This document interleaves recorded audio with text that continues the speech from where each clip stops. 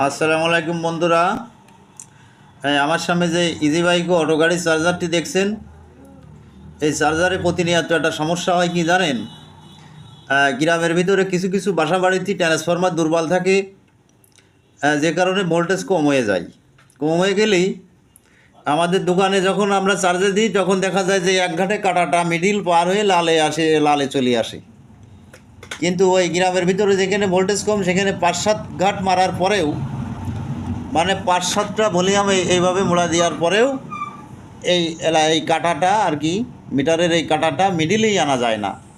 এই ক্ষেত্রে এই চার্জারওয়ালারা আমাদেরকে এসে অনেক সময় বকাবকি করে যে ভাই কীভাবে ঠিক করলেন, আমার চার্জারে তো ভালো কাজ হয় না, চার্জও হয় না।